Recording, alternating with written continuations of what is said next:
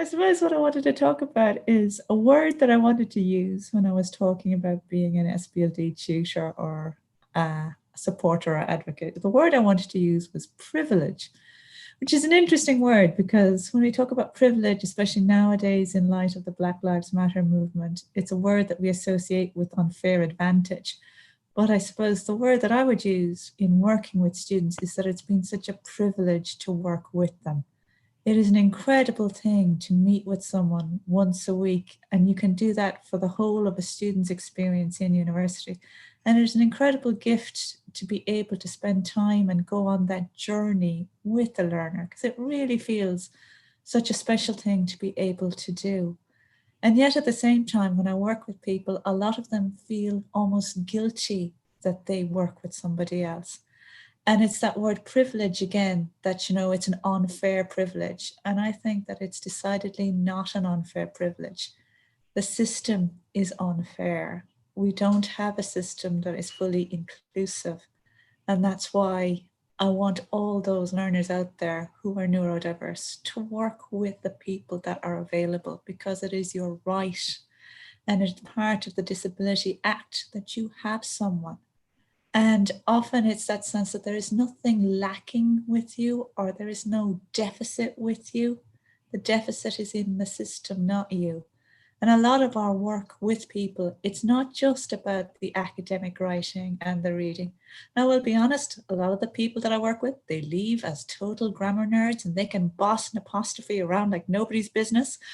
But what I want them to leave with is the sense that it's okay to learn the way you do, and it's okay to have somebody like me with you, because part of our job is to help you realize that how you learn is okay.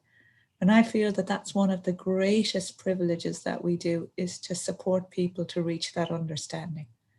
And that can be in so many ways, whether it's saying that it's okay not to sit down for hours on end. It's okay to go for that walk. It's okay to dictate your work rather than write it by hand. It's okay to use software. It's okay to delegate to other pieces of machinery. That's okay. And that is the privilege in my life, to be able to come into somebody else's life and tell them that it's okay. So that's what I want us to think about, what a privilege it is to work with people, how special it is to be part of that journey, but also to tell people that this is their right. It is not an unfair privilege. In actual fact, it's the opposite. So that's really what I wanted to say to you today. And if anyone is out there thinking about, applying for a DSA support and, I don't need it, it's not a case of need. It's a case of, it's your right. It's your right. And all the people that I've worked with are extremely capable people.